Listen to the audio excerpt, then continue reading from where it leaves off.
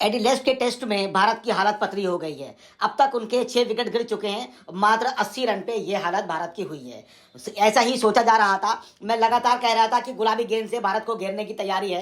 कैसे खेलेंगे ये तेज गेंद, कैसे आएगी इनके बल्ले पर, और आखिरकार सब कुछ वैसा ही हुआ। यशस्वी 0 पे आउट हो गए पहली गेंद पे मैच की। Rahul 37 run, Gill 31 run, Virat 7 run, Pant 9 run बनाकर खेल रहे हैं, रोहित 3 रन और रेड्डी अभी आए हैं 0 रन पे। स्टार्क ने 3 विकेट ले लिए हैं और बॉन्ड ने 2 विकेट ले लिए हैं। कुल मिलाकर भारत की हालत खस्ता हो चली है। इससे ज्यादा अफसोस की बात आज कोई नहीं हो सकती। पर्थ में जो विजयी जोड़ी थी वही बरकरार रखी गई, उसी से ओपनिंग कराई गई। यशस्वी राहुल ओपनिंग की और आते ही निपट गए। मध्य क्रम में रोहित खेलेंगे और खेलने भी आए, मगर वो भी 3 रन बनाकर अलविदा हो गए। गुलाबी गेंद से दिन रात्रि का दूसरा टेस्ट आज से शुरू हो गया। पर्थ के बाद एडिलेड में ऑस्ट्रेलिया वर्चस्व तोड़ने की बारी है, मगर खेल फिलहाल उल्टा पड़ता हुआ नजर आ रहा है।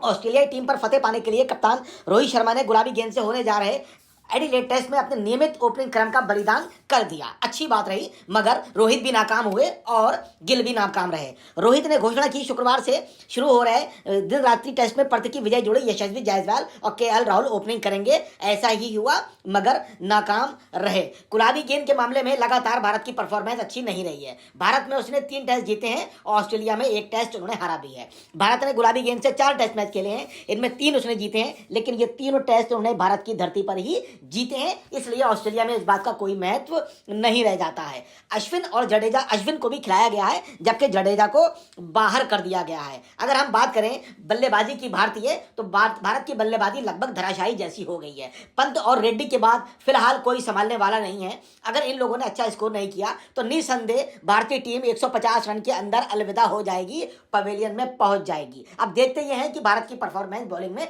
कैसी रहेगी। हमें विश्वास है बुमराह चमत्कार करेंगे, हम निराश नहीं हैं। पर्थ की पहली इनिंग में भी भारत की यही हालत हुई थी, मगर भारत ने जैसा कमबैक किया वो पूरी दुनिया ने देखा। अभी भी हम निराश नहीं हैं, हमें यकीन है कि भारत कमबैक करेगा, बुमराह आएगा और ऑस्ट्रेलिया टीम को 100 रन के अंदर समेटने का काम करेंगे, ऐसा हमें विश्वास है। रोहित शर्मा ने एक बहुत ही भावनात्मक बयान दिया।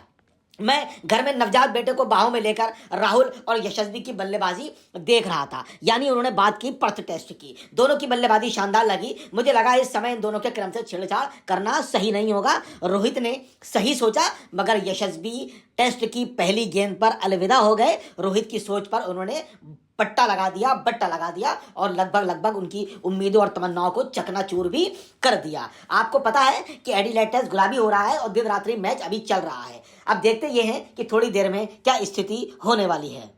उधर हम पैट कमिंस की बात करें तो पैट कमिंस का आत्मविश्वास बहुत ऊपर जा चुका है। उन्होंने कहा, मैं बॉर्डर गवास्कर ट्रॉफी हर हाल में जीतना चाहता हूं। ये एक तरह से उनका अहंकारी बयान भी हो सकता है और इसको हम आत्मविश्वास भी कह सकते हैं और इसको हमें फख्र भी कह सकते हैं। ऑस्ट्रेलिया के कप्तान पैट कमिंस ने अपने कैरियर में वनडे, विश्व कप, एशेज और विश्व चैंपियनशिप जीती है, ऐसा उन्होंने कहा। लेकिन वो अभी तक बॉर्डर गवास्कर ट्रॉफी नहीं जीत पाए हैं। उनका लक्ष्य इस बार ये आखिरी किला भी फतेह करने का है।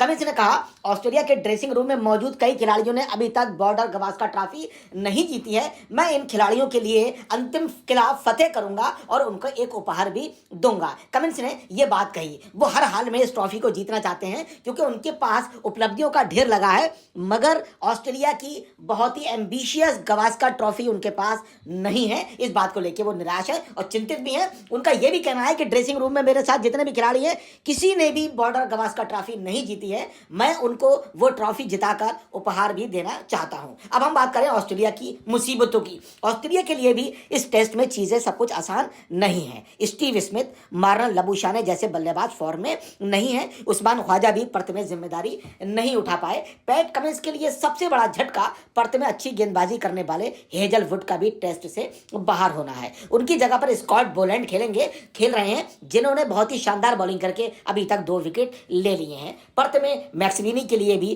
पदार्पण बुरे सपने की तरह रहा। फिलहाल हो सकता है कि वो इस मैच में ना खेल रहे हों।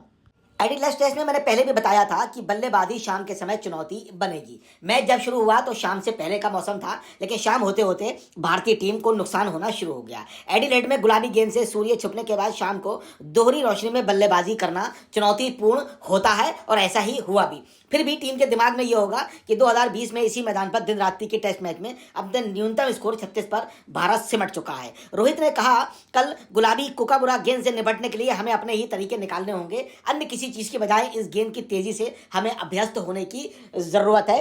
फिलहाल वो अभ्यस्त नहीं हो पाए, क्योंकि दादा रोहित शर्मा भी 3 रन बनाकर अलविदा पवेलियन की तरफ हो चुके हैं। कोई भी खिलाड़ी नहीं चला। राहुल ने 37 रन का स्कोर किया और गिल ने 31 रन का स्कोर किया। यशस्वी 0 पर विदा हो गए। पंत खेल रहे हैं और रेड्डी भी खेल रहे हैं, देखते हैं क्या होता है। स्टार्क उन्हें बहुत भारी पड़ रहे हैं, क्योंकि पहली टेस्ट की पहली गेंद पर अलविदा करने वाले स्टार्क ये हैं जिन्होंने यशस्वी जायसवाल को अलविदा कर पवेलियन में बिठा दिया और एक नया सा सिस्टम बना दिया। फिलहाल रोहित शर्मा ने कहा था, हम अभ्यस्त हो रहे हैं और गुलाबी गेंद से हम अच्छा खेलेंगे और हमें और अभ्यस्त होने की जरूरत है। मगर हमें लगता है सबसे कम अभ्यस्त अगर कोई हुआ तो रोहित शर्मा ही हुए, क्योंकि उन्होंने 3 रन का स्कोर किया, और उनसे कम अगर अभ्यास किसी ने किया तो वो यशस्वी जायसवाल है, क्योंकि वो 0 रन पर पवेलियन में आराम कर रहे हैं, मैच देख रहे हैं। अब मैच चल रहा है और हम इसी उम्मीद के साथ कि भारत पहली पारी में अच्छे परफॉर्मेंस ना देने के बाद कम बैक करेगा, इसी उम्मीद के साथ जय हिंद, जय भारत, थैंक यू।